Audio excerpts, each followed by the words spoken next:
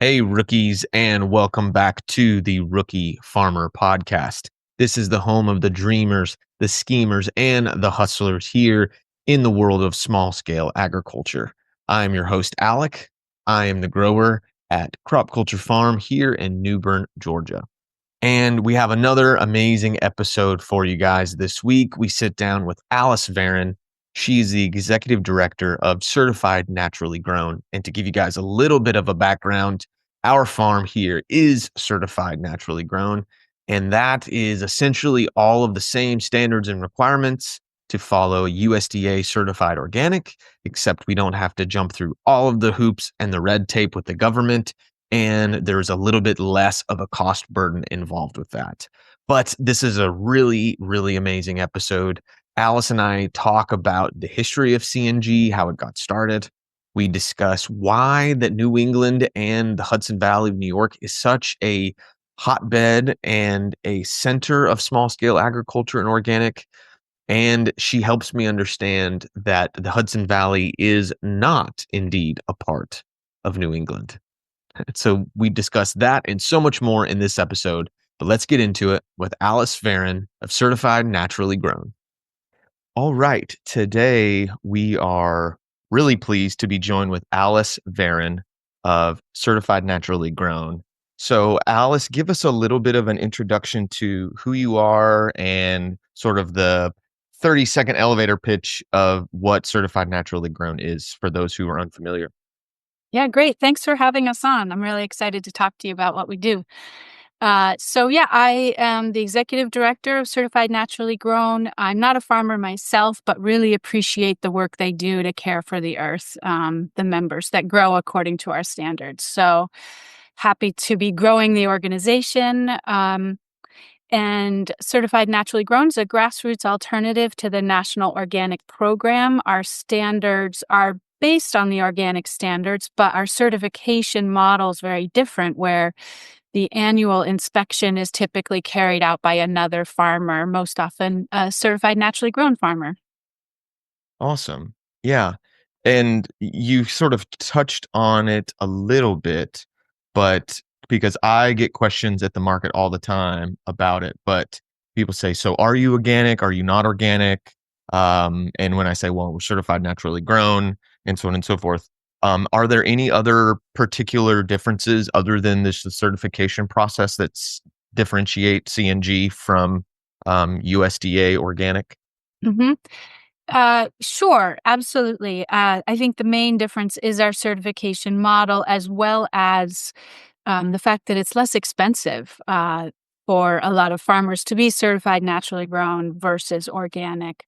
And there's less paperwork typically. So the certification we offer is really tailored for direct market farmers selling into their local and regional communities. So we're not really working with the larger scale operations that are trying to get into Whole Foods or Safeway or something like that. It's really folks selling at farmers markets through CSAs and local independent grocery stores and restaurants. And just to kind of give everyone a little bit of background, if you didn't know, our farm, Crop Culture Farm here in Georgia, actually was recently certified. We're recording this right at the middle of January. And so we've been certified for a whole month now. So we're definitely excited to have joined the, what would be the best term? The family, the community. What's Yeah. the best way to refer to this thing that is certified naturally grown? Yeah, definitely. I would say it's a community, a national network of farmers who grow food without synthetic chemicals or GMOs for their local community. It's very much a community-based organization, both among the farmers who participate and for the farmers working in their local community. So, Yeah. yeah, we're glad to have you. Really fun to do a podcast interview right after you join. Yeah, it was one of those things that everything just sort of fell into place perfectly. I have joined a new farmers market in the Athens, Georgia area, and after I applied and filled everything out to join the winter market, they informed me like, "Oh yeah, just send us over your CNG or your organic certification so that we can finish that up." I was like, "Oh, okay. Well, I don't have that yet, so let's get the ball rolling on that. We've got about a month and a half until the market opens. So, Yeah. uh, so let's do that. And so it was a process that I was planning on taking maybe in 2025 further down the road. I just thought, it's not really a thing that I feel like I have the time to do. I just want to focus on growing and getting profitable with our new business. And I was unfortunately, or maybe fortunately, forced to expedite that process. And I'll be completely honest with you, I thought it was going to be this extremely tedious hoop jumping exercise of all of the different things that we had to go through. Now, thankfully, we had a plan from the very beginning that we would go the certification route. So we've been growing with that in mind. So we didn't have to really change much. But I was extremely impressed with the simplicity and the streamlined nature of the whole process, from applying to communicating back and forth. Kathy's been amazing to work with, whether it's Yeah, been on the she's phone great. or via email. And then just the whole process to get certified. I want to say that we were able to go from submitting the application to receiving our certification in the span of, about 3.5, 4 weeks. That's fantastic. That's great. Yeah, we really do want to minimize the barriers to participation for every farmer who's qualified and meets the standards. So we try to keep it as affordable as possible. We don't want to have too many hoops to jump through, but we do want to obviously verify that the standards are being met, and that happens through the application process and the peer review inspection. But yeah, we're glad you had that experience. That's certainly what we aim for. Yeah, it was grateful. And in any sort of praise that I had for CNG has now been doubled up since I've gone through that certification process. But I think I first heard about you guys from some other farmers in the area at a market, probably 2000, I'd say 15, 16. It's like, what's this certified naturally grown? And I asked the same questions that everyone asked me: is it organic? What's the difference? So on and so forth. But for people who either don't know the story of CNG, can you give us a little bit of a background on sort of why was it started, when was it started, and what was the sort of the impetus for saying we're going to create our own certification? Yeah, absolutely. That's a great question. And the story begins back in 2002, I would say, when the National Organic Program took effect. And at that point, there were a lot of farmers who had been growing according to organic standards. They had been calling their farm organic and their farm products organic. But with there was a federal law passed that regulated who could use that word, and anyone who wanted to had to go through the organic certification process, which was brand new then. It would had just been developed. So it was really a bunch of farmers who felt, geez, that process we would have to go through to get permission to use the O word doesn't feel like a good fit for us. We're very committed, however, to growing that way. And so we want to get credit for it and describe it without breaking the law. So they created certified naturally grown as an alternative name and process. And interestingly, at the very roughly that same period of time, other farmers in other parts of the world were discovering this approach to certification that they wanted to develop as well. So it was kind of in the air. And so it quickly grew. It started as a regional program in the Mid-Hudson Valley of New York. And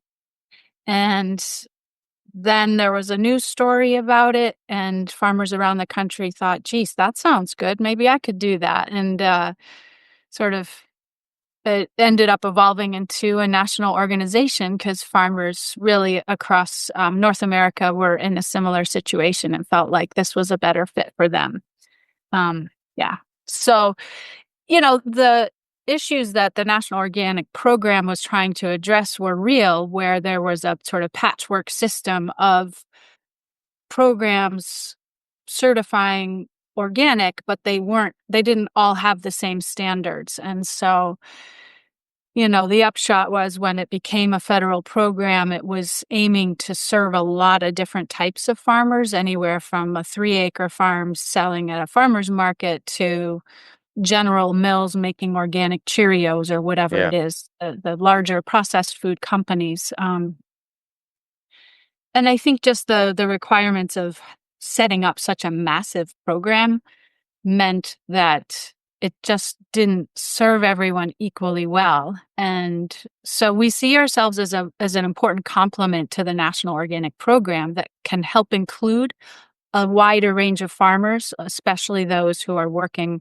on a smaller scale and really not trying to go through those long chains of supply chains, and going, into the larger grocery stores, like Whole Foods, but rather selling to their local community at farmers markets and CSAs. Some of them do end up going on to be certified organic once they scale up. A lot of them choose to remain with CNG while they hold their organic certification. But the origin really is a set of farmers committed to organic practices who really wanted to feature that. That's their values, that's how they're growing, and felt that they needed their own way to do that. And it's continued to grow and be a valuable resource for farmers. Now, I don't know how many states right now. It's typically 48 states and a few Canadian provinces All right. Do you where they know have what the members.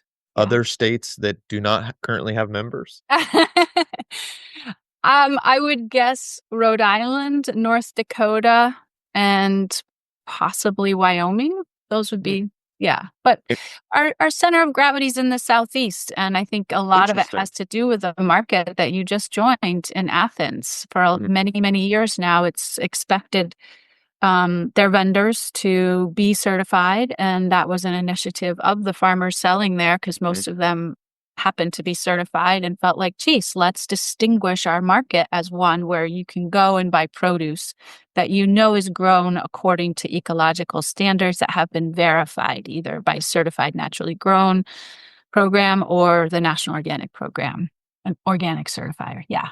Yeah, and at the previous market we were at, it was a little more open. We had a CNG farmer there. We had me who was just getting started, where I was fully compliant since day one, but was not able to profess to be either certified naturally grown or organic, which was a fun challenge to try to convey that. I ended up with a chalkboard sign that said "No pesticides, no herbicides, no bullsh," and that seemed to be the best way to articulate. And people are like, "Oh, you don't use that in your compost?" I'm like, "That's not what I mean." Uh, and then we had some other farms who were more conventional, and Mhm. and yeah, and it became a bit of a challenge when it was almost like this dance and this game of sort of customers would come up to you at your booth and sort of turn their back from the other farmer and say, "Are they organic?" And you'd say, "Well, from what I understand, no." But you don't want to deter a customer from a fellow farmer and buying their stuff, but at the same time, if they're taking the time to ask you that, it's because it's something that's important to them and they want to prioritize good, clean, natural food. And Mhm. so it sort of, yeah, it became this odd sort of thing of like, you want to promote it, but you don't want to denigrate another farmer, and but you want to highlight that you are different, and so it's nice to be at a market now that it's like, no, this is our standard, and you have to maintain this quality and this standard to participate, and so it's nice to be able to go to a market and now have that nice sign, and I don't have to articulate as much that we're doing the right thing. A couple of things that you mentioned, I kind of hopefully we don't detour us too much, but you mentioned it starting in the Hudson Valley, and I've listened to a lot of different podcasts, a lot of stuff from the Real Organic Project and other people. What is it about the Hudson Valley? Why is it so? It seems to be that obviously New England in general, but specifically, which I don't know, I'm not from the area, so you might tell me like Hudson Valley, that's not New England, that's more further up. But either way, just the kind of the northeast of the United States, why does that seem to be sort of the mecca, the birthplace of the organic movement? And it seems that everything sort of seems to ebb and flow in and out of there, as far as the trends and things like that.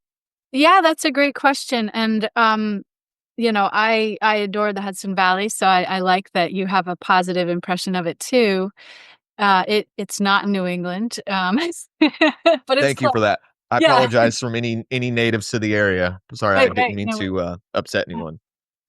I'm not sure. I think a part of it is, at least with New England, the organic movement was strong there early on, and it's probably a factor. It maybe have to do with who lives there and their interest in that kind of food, but it's probably also because the organic certifiers there are very good at working with small scale farmers, Mm. and because that's what there is. Yeah.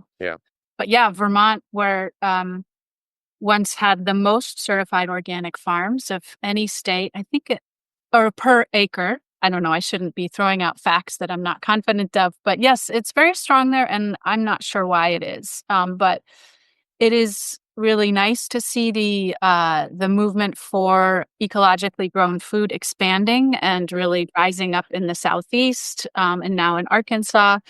We're seeing a lot of interest in certified naturally grown there as well. So it's I don't know what the history is, but I'm really glad to see that it's expanding throughout the country. Yeah. Yeah, it's just every time I turn around, it's like someone else listen to a podcast interview and like, "Yeah, we're in the Hudson Valley." I'm like, "My God, everyone that's like, I need to go. I need to see the farms. I need to do the small scale agriculture tour through the Hudson Yeah. Valley."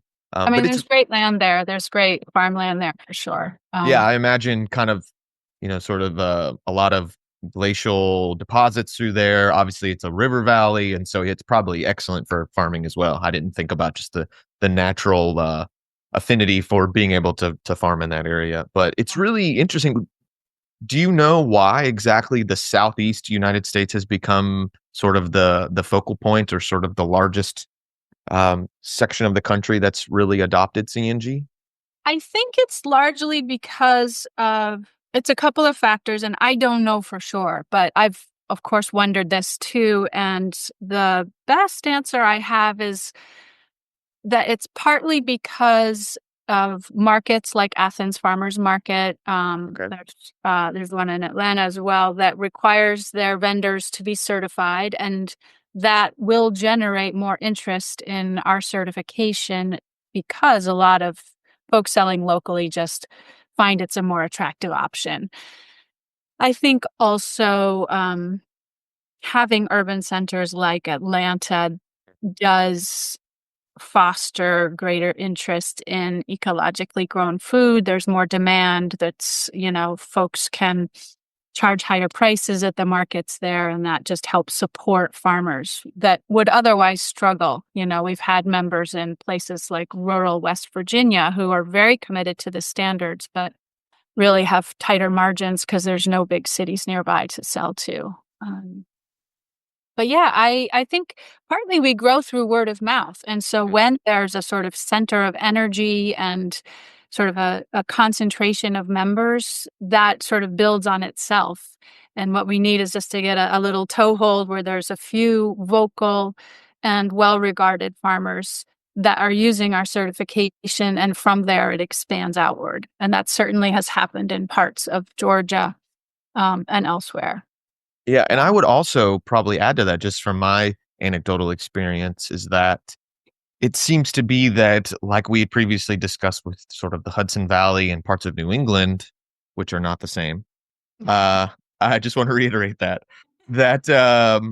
I'll just do whatever I can to cover my butt from here on out. But that sort of the trend of small farms selling locally, although it never disappeared, it I feel like in the last 20 years has really had a resurgence, and it's become the primary sort of agricultural force in sort of our urban suburban areas, Atlanta, Athens, and kind of the surrounding suburban areas. And with that, with kind of new blood coming into the system, that you have people who are, if they're a small farm, maybe they don't have the capital to justify certification through the USDA, and so therefore, being able to have something that is like cost efficient, time efficient, less sort of record keeping, and all of the various things that make CNG so attractive, I think it attracts this sort of new wave of farms. I talk frequently with a farmer that I have worked for the last 3 years, Crystal Organic Farm. Nicholas and Jenny Donk, they're amazing. Um, he's been certified since potential at least since 2002, if not maybe into the the late 90s. This farm's been there since 93, and he helped sort of start Morningside Market. Really was like an sort of the godfather of organic ag in Georgia. And, talks about how it's like, man, if CNG would have been around when I got started, that would have been an amazing move to go, as opposed to going the route of everything with that. And so I would also add that to it's just in an area where small scale agriculture selling direct to consumer is really taking off and doesn't have a long history of it dating back to the 70s and the 80s, that sort of with new blood comes a new mindset and a new way of thinking. And I think CNG really sort of, it's hand in glove with that.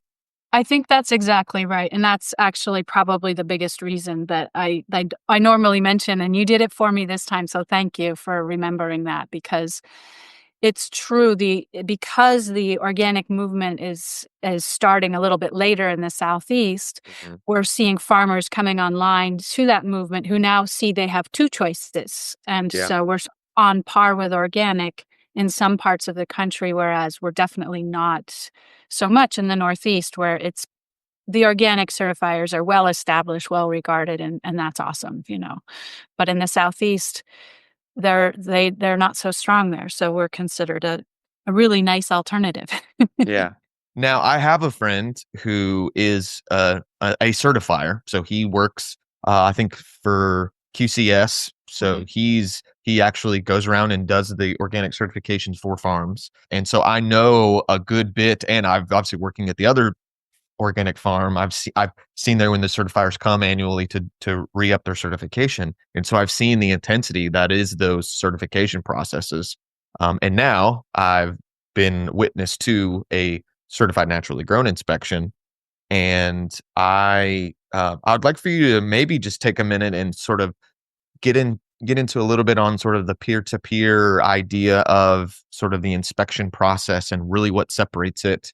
Like, I know it's the participatory guaranteed systems, and you can kind of get into that, and the international organization that is really sort of spearheading that.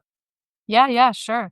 Right. So our certification model is promoted by an organization called IFOAM Organics International, and they promote the organic movement worldwide and recognize that our approach is one that is better able to include the smaller scale direct market producers in the organic movement with some verification. And so one of the great benefits of our approach is that farmers have the opportunity to visit one another's farms, see how another producer is running their operation, and inevitably there's conversations and learning information exchange that happens, so that each farmer comes away, whether they're the peer reviewer or the one reviewed, each farmer comes away with new insights and new connections. Often they wouldn't have met had that not been for that requirement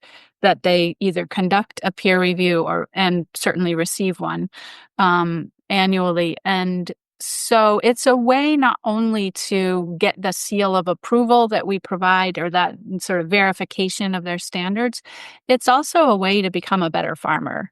And our members have said this is the best kind of professional development I've had, because it's so hands-on. It's directly from a farmer dealing with the same challenges that you are, given your local soil conditions and pest pressures.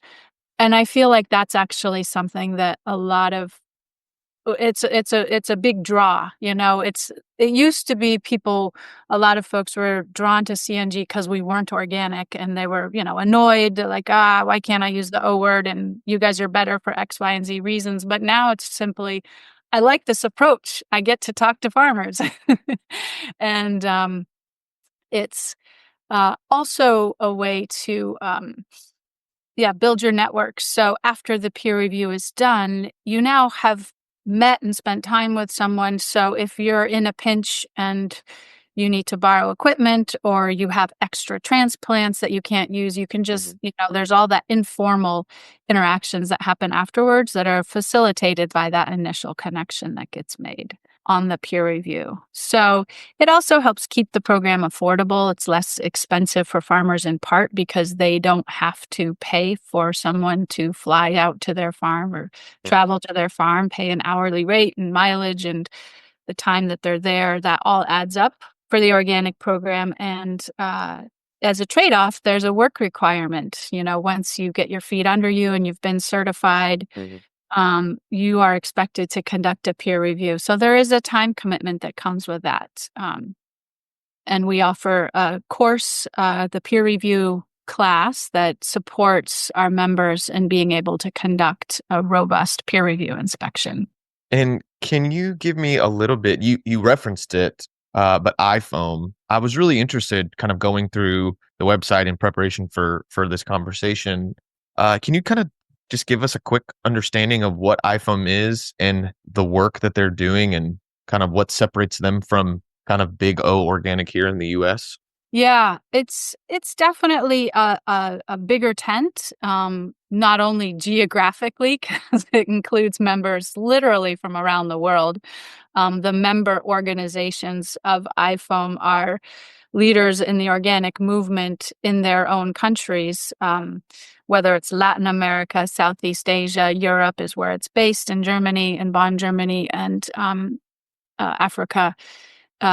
Is represented in their membership, and their work is to promote the organic movement at all scales. So yes, some of their members are big organic alliances or associations, but in addition, they have a real dedication to including the smaller scale producers who typically are not represented by those associations. And as a manifestation of that, they do really foster the technical support for PGS, participatory guarantee systems like ours, that are less expensive and involve the active participation of the members, the farmers who are certified. They are expected to participate in the peer review inspections and help make important decisions. And there's different ways that can look in different countries.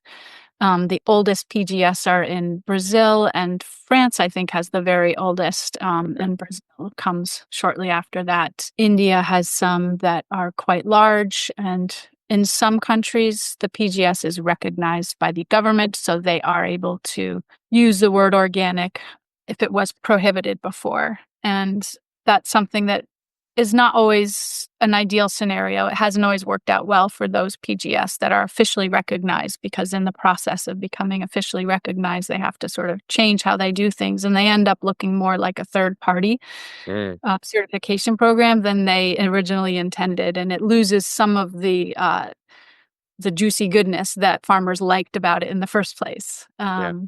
Yeah. But it's a great organization that meets every 3 years and takes votes at the Organic World Congress on the organization's policies. So that's kind of an exciting aspect of what they do. I believe you're representative for the US, correct?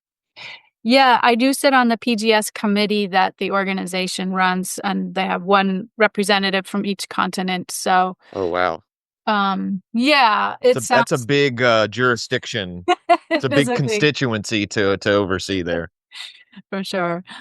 Yeah, it's big. I mean, I think certified naturally grown is certainly the largest PGS in North America, and maybe the only one at this point. I'm not sure. There has been one other in a very small region. And with the PGS and the kind of peer-to-peer inspection thing, are there any concerns?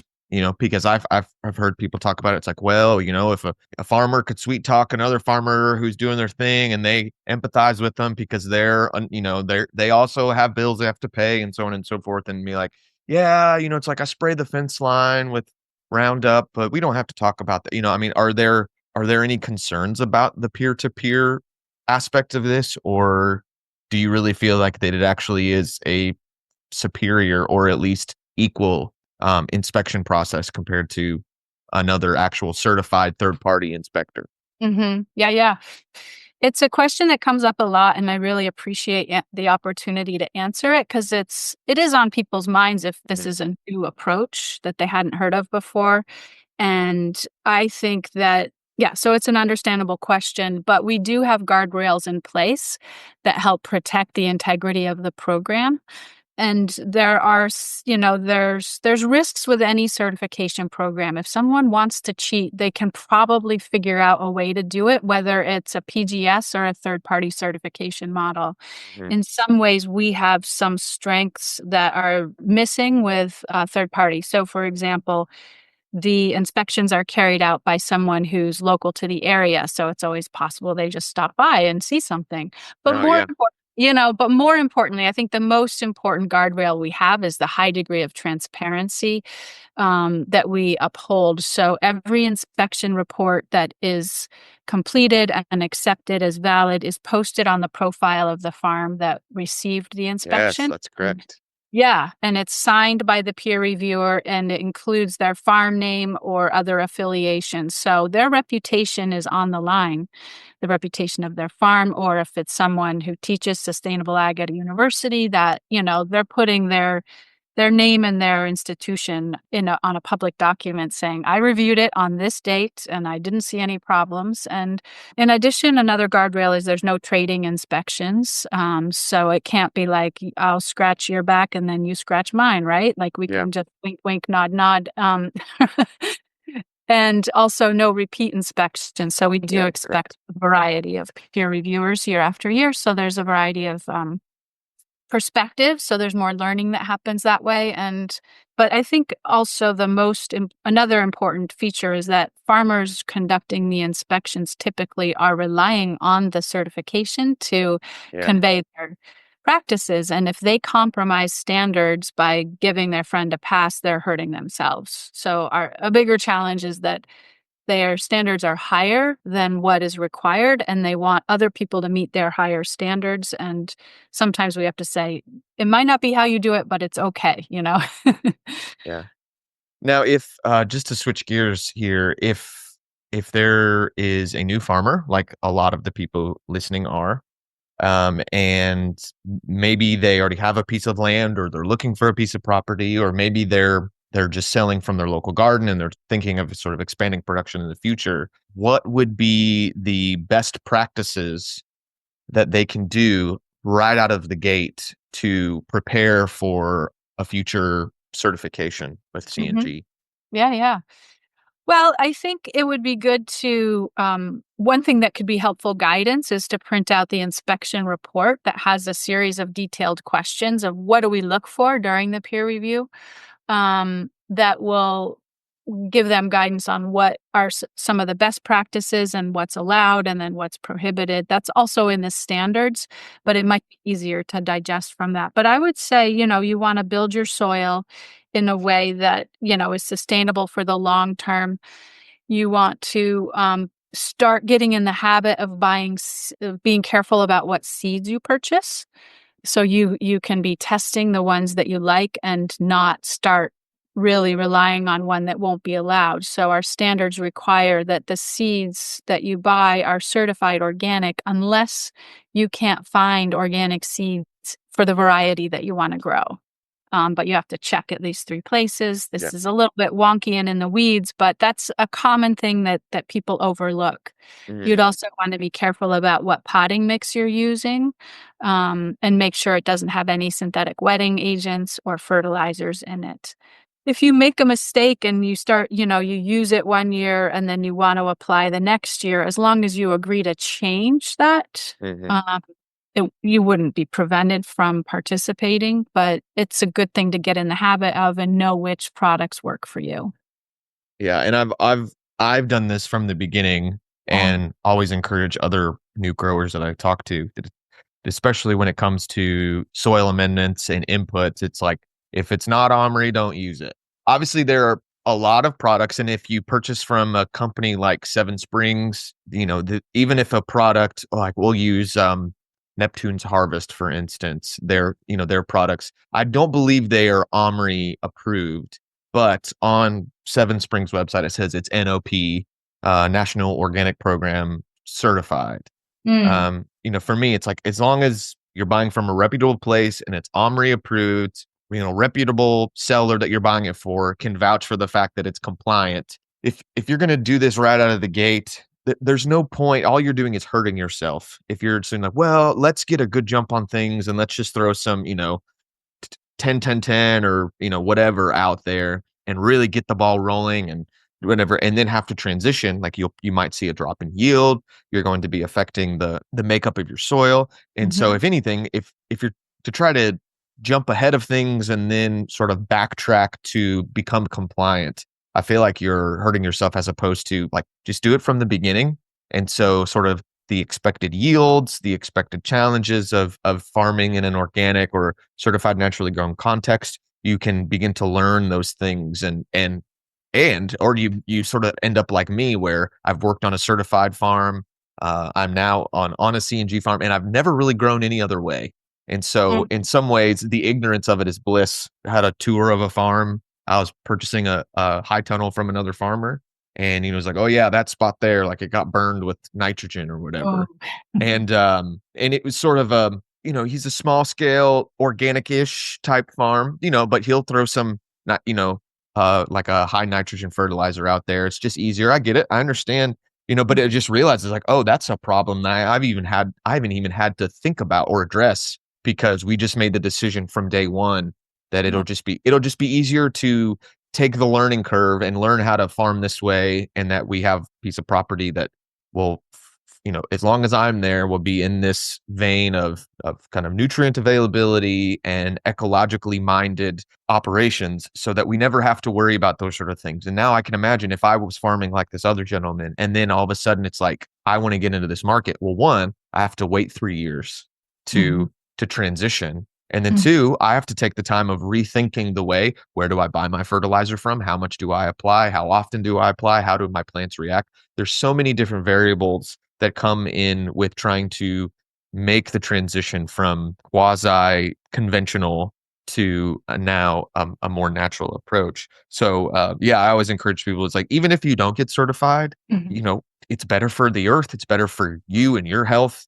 I feel like it's better for the quality of what you're pulling out of the ground to go that route anyways. And I guess if you get 5 years down the road and you realize that certification would really help you, or you have to do it to get into a particular market stream, then you're set up just like me, to where instead of having to go through a 3 year long process, you can go through a 3 week long process and jump right in.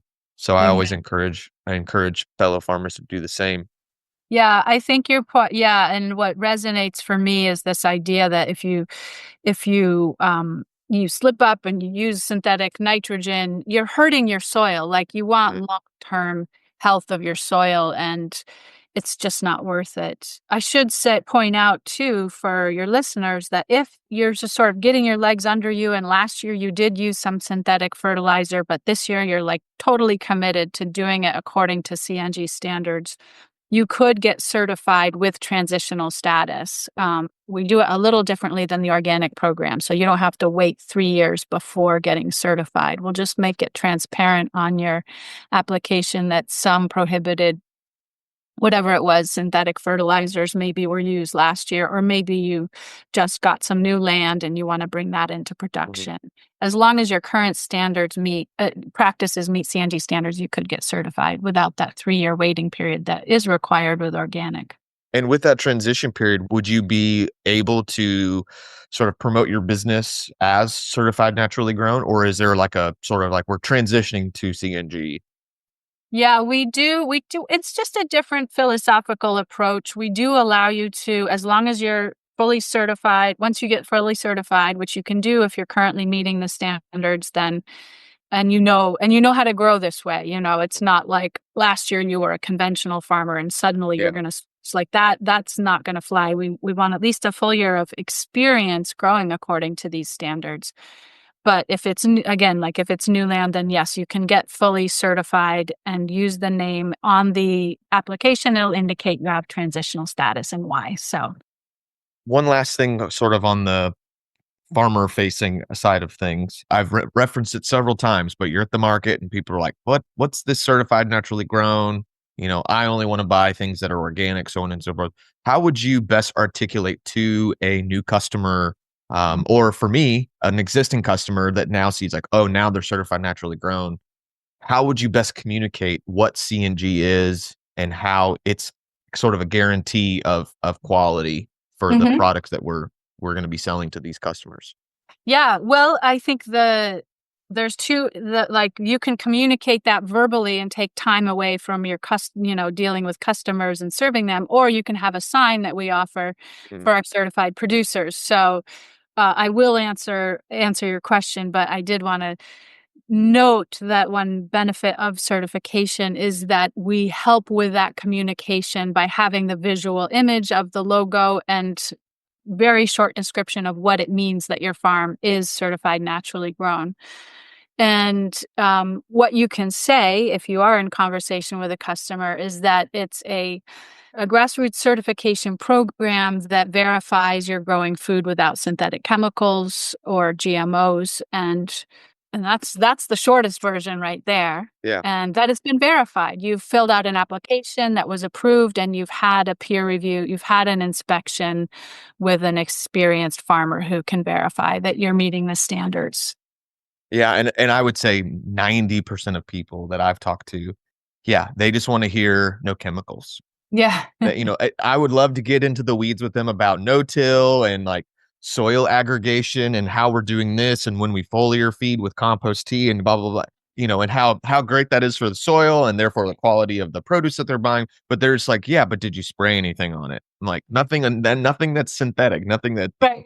And so, as you can, and I've seen a lot of farms do that where they do, which is why I said like no pesticides, no herbicides, no bullshit. And so that seems to sort of distill down exactly what it is. So if CNG needs a new slogan, I've got you on That's that, a good one. I like on the it. three no's. Yeah, And yeah. Yeah, uh, there's a lot to that. And we do, I mean, and that can go a long way to have that creative signage and communication. It's got a great sense of humor and it's like straight talking, which is very appealing. I will say that one thing that is true of farmers who apply for certification who have signage like that is it's often the case that they didn't realize it, but there are some adjustments that they need to make for certification, and they're very often happy to make it because they want to uphold high standards. So Mhm. that just points to the value of certification for helping on the educational end of things and continuous improvement. Yeah. Couple more questions sort of to wrap things up before we end our time. I want to be cognizant of your busy schedule. Will CNG ever be recognized by the US government? Like, will it ever become something that it sort of reaches the same status as USDA organic or be kind of rolled into that or any sort of thing similar to that?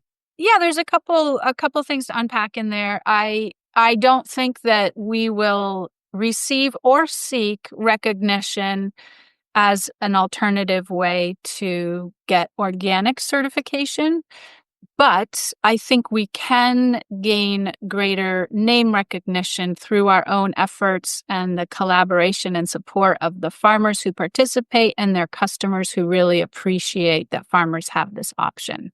So that is certainly our intention. I don't think it'll come from the USDA saying we recognize this is a really awesome program, but they have in fact done that in some ways because we've received funding from the USDA several Okay. times to carry out specific programs. So that's certainly a validation in my mind that what we're offering is seen as valuable by the USDA, That's awesome. specifically for increasing production and access to local food. Yeah. Uh, so Mhm. that's good. Yeah. And sort of to wrap things up here, without becoming too political, obviously we're in a transitional period right now, sort of between administrations. But with that, for the first time in my 30 years of life, I'm hearing things like glyphosate, clean food, less pesticides, those things being said sort of in mainstream conversations, sort of in the media for in a way that I've never heard before. Hmm. And, some of that comes because of particular people that might be joining the administration. Some of it is just from sort of people that are choosing to speak up more now than they have previously, who are not connected to politics whatsoever. You know, but how do you feel about the future of sort of naturally grown food, kind of clean, this sort of clean food, clean ethical farming that is sort of becoming mainstream and is now kind of in the front and center discussion amongst politics and culture and industry and all of those sort of things that are be moving forward through this year and I guess at least the next 4-ish years, if not into the future from there. Mm. Yeah. Well, I am delighted to hear that that's your experience of a shift in a conversation. I might not have yeah.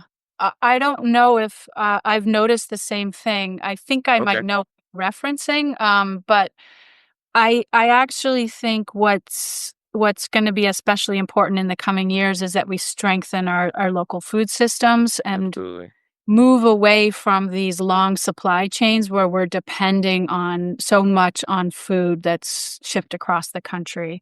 So and I think people are seeing that, as you see the breakdown um, of systems due to extreme weather. We have seen how, the folks in Western North Carolina were very Hmm. quickly able to start distributing food because they had a well established food hub set up. And we need more of that. We need to really boost the ability of local farms, whether certified or not, to collaborate and get food to the community, whether it's through independent local grocery stores or food hubs. Um, but yeah, I think it's great. I think people do realize that their health is connected to what they put in their mouths. And I think increasingly they're going to realize that if they want some food to put in their mouths, they need to have a good, strong local food system and make sure that their local farmers succeed as farmers and as farming businesses. Anything in particular exciting we can expect to get from CNG in the future? Any secret new things or new things that are going to be sort of unveiled in the next coming years, or just more of just continuing the charge of promoting local natural food? Yeah, we are actually just starting a new 3-year project that will um, be piloted in central Arkansas and western Virginia and then grow from there. But it's specifically focused on encouraging independent grocers to buy from local farmers and promote the food they're selling that's from local farmers and that which is certified as well, in hopes of, and we'll be offering some marketing incentives to those grocers and have a social media campaign to encourage folks to understand the value of local and certified produce. So we've got some resources from the USDA to do this work in those regions, and then we'll branch out beyond that. And yeah, we're really turning our attention to communicating with food eaters and not just Mm. farmers. Specifically helping our farmers, providing materials for them to communicate to consumers and doing so ourselves as well. So I think that speaks to the need to grow the movement for good, clean food and hopefully encourage more of what you've been seeing lately. Yeah. Well, Alice, thank you so much for joining us today and giving us a little chunk of your busy day to and promote CNG and kind of share some of the nuance of it Yeah. and help people understand how they can get involved. If they want to understand more about CNG or from you or whatever, where's the best place that people can get more information? Yeah, sure. Certainly our website, which is naturallygrown.org. We also have an Instagram account at CNG Farming. And yeah, we'll be at some winter conferences too. So hopefully, if folks are listening to this and planning to be at the Arkansas Grown Conference or South in Okay. Yeah. Atlanta, Yeah. yeah, so we'll be at South and really happy to talk to folks there in person who are able to attend that excellent event. But yeah, I'd say our website has a ton of stuff and they're welcome to reach out by email. They can reach me at alice@naturallygrown.org. Awesome. Thank you very much. Yeah, thanks for having me. It's been great. Big thanks to Alice and everyone over at CNG for making all this possible. I'm new to this CNG family and this community. We've only been certified for a few months, but it's been really amazing to join this group of people and to sit down and to chat with Alice about everything that is CNG. I hope that we can stay in touch in the future, and I look forward to getting to know more of the other farms in our area that are a part of this certification process. Big shout out, as always, to Diego Footer and the whole team over at Modern Grower for making this possible. You can go and check out all of the podcasts that they put out, like Carrot Cash Flow, Farm Small, Farm Smart. Those are the podcasts that I listened to that inspired me to begin growing, and I know they will do the same for you. And if you need tools or any sort of agricultural soft goods like landscape fabric, row cover, insect netting, hoops, paper pots, transplanters, or Jang seeders, they have all of that over there. It is the best quality stuff that you can get, and it is at a good, affordable, reasonable price. So go over to shop.moderngrower.co and you can check out the full inventory of tools and goods that they have over there. They've made me a better farmer, and they will make you one as well. And a friendly reminder that we believe in value for value, which means we do all that we can to keep this content free of charge to everyone in the world. There's never a paywall. There's never some sort of premium or freemium or plus thing that you have to sign on to so that you can get this content. We put it out there for everyone to enjoy.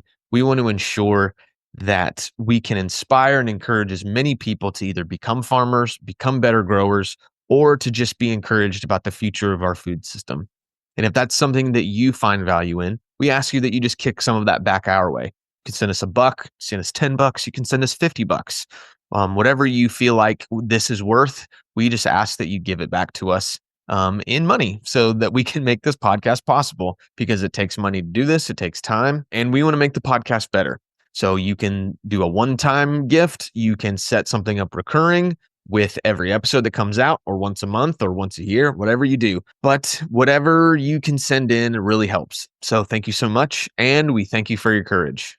Once again, my name is Alec, and you've been listening to the Rookie Farmer Podcast. Until next time, peace.